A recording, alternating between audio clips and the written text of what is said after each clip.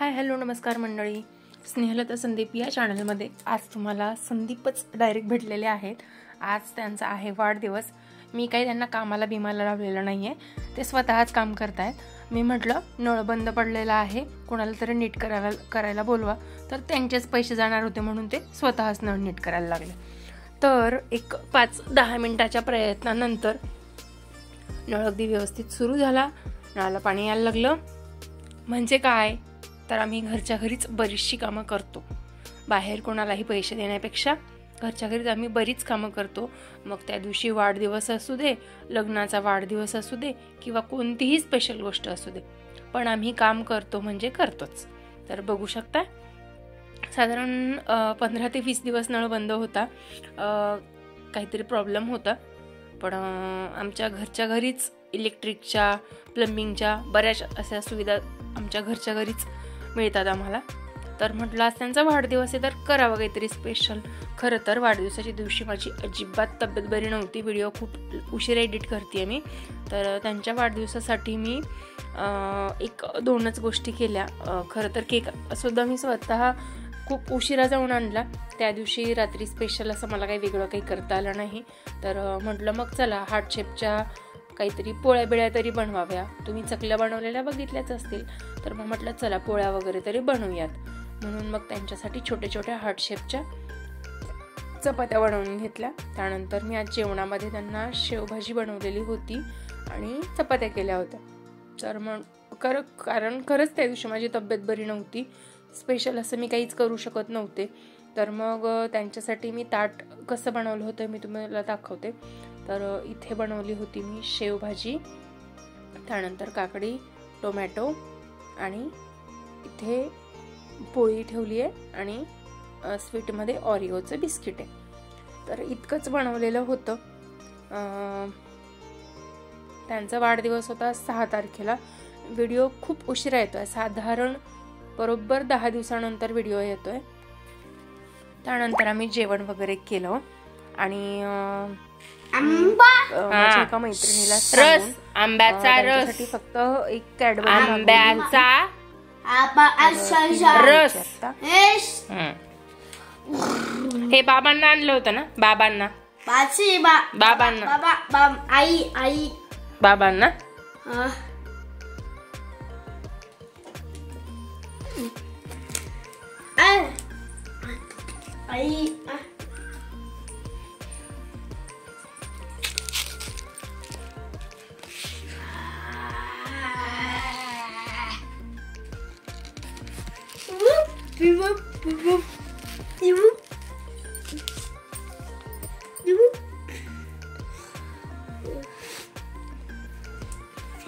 काय कॅडबरी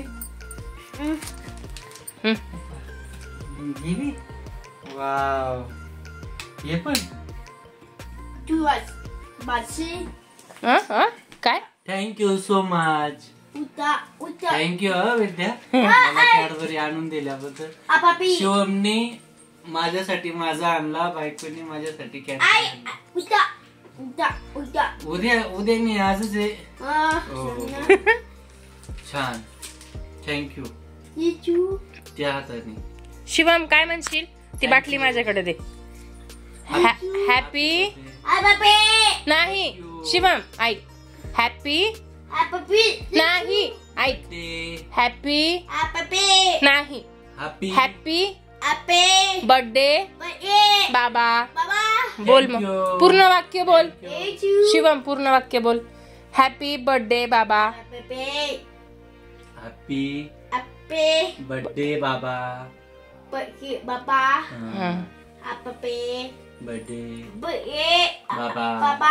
हो, फोटो काढा आमचा। त्यानंतर म्हटलं चला व आज जरा देवदर्शन वगैरे करून येऊ बाहेर, कारण दिवसभर घरीच होतो, बाहेर गेलोच नव्हतो।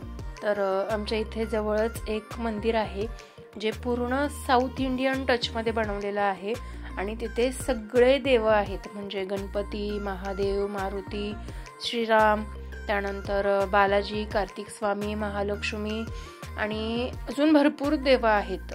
ते सगळे एकाच ठिकाणी आहेत। म्हटलं चला मग म्हणजे आपले नवरत्न असतात ना, नवरत्न की नवग्रहांचं सुद्धा तिथे मंदिर आहे. साईबाबांचं मंदिर आहे, बरेच मंदिर आहेत एकाच ठिकाणी. फक्त ते काय आहे, साऊथ इंडियन टाईपमध्ये आहे मंदिर आणि थोडंसं उंच ठिकाणी आहे. आणि आम्ही संध्याकाळच्या वेळी गेलो होतो. खरंच खूप सुंदर वाटत होतं. अतिशय सुंदर असं मंदिर आहे. तुम्ही जर देहू रोडच्या जवळपास कुठे राहत असाल तर मुरुगन टेम्पल म्हणून एक मंदिर आहे, तिथे हे सगळे मंदिरं आहेत. आवर्जून तुम्ही एकदा नक्की भेट देऊ शकतात, बघू शकतात. खूप सुंदर मंदिर आहे आणि बाहेरचं वातावरण सुद्धा इतकं सुंदर होतं, कारण जवळजवळ आम्ही 6-6:30 वाजता गेलेलो होतो.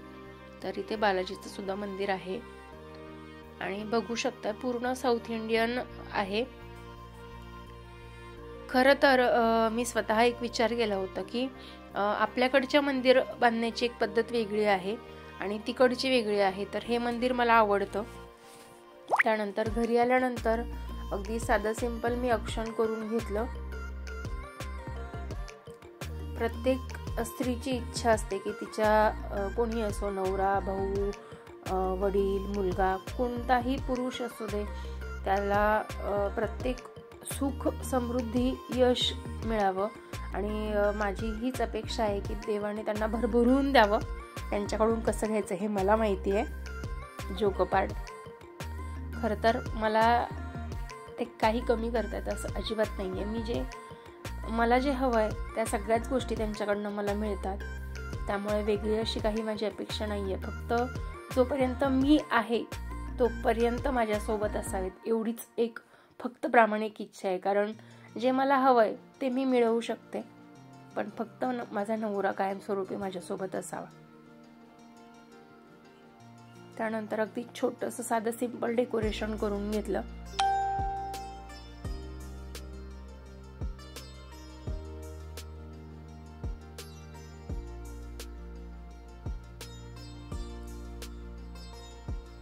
तुम्हाला डेकोरेशन कसं वाटलंय मला कमेंट बॉक्समध्ये नक्की सांगा.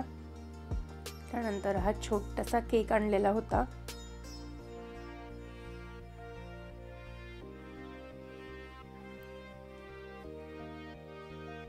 त्यानंतर त्यांच्यासाठी मी गुलाबाचं फूल आणलं होतं, ते मी द्यायचे विसरले होते त्यांना.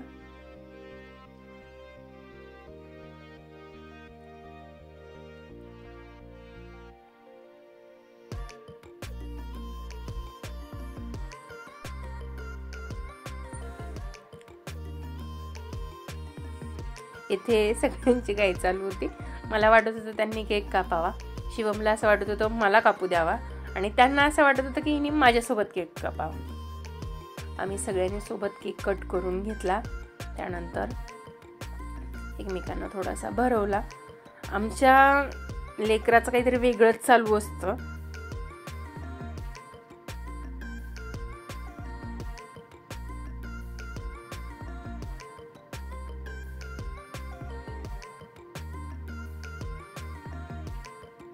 खरं तर माझीही तब्येत बरी नव्हती आणि त्याच्यासोबतच त्यांचीही तब्येत बरी नव्हती. त्यामुळे मग आम्ही अगदी शांततेत होतो. त्यानंतर शिवमच्या बाबांचे मित्र जे आमच्यासोबत आमच्या सोसायटीत राहतात, त्यांनी त्यांचा बड्डे घरी सेलिब्रेट केला. त्याची अगदी छोटीशी क्लिप शेअर करते आहे. स्वरा, श्रेयश, श्रेया, शिवम यांच्यासोबत केक कटिंग करून घेतली. त्यानंतर सगळ्यांनी केक भरवला. आम्ही तिथेच खाल्ला सुद्धा केक. खरं तर काही खूप मोठा बड्डे सेलिब्रेट नाही केला आम्ही, पण मग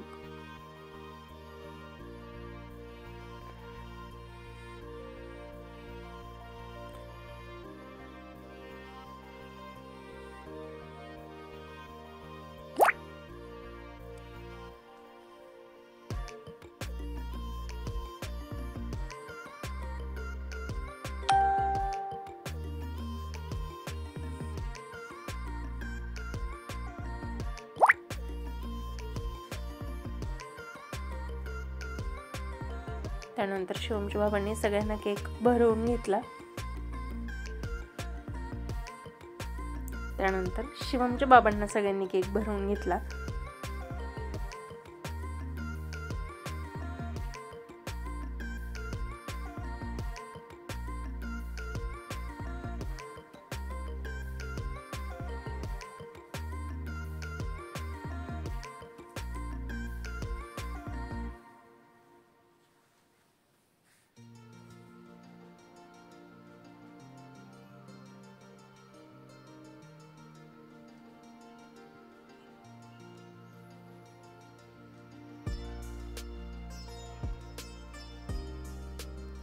त्यानंतर माझे छोटे दीर मयूर त्यांनी सुद्धा शिवमच्या बाबांसाठी केक वगैरे आणला होता. त्यानंतर आम्ही केक वगैरे कट केला, भरपूर साऱ्या गप्पा मारल्या 1 वाजेपर्यंत.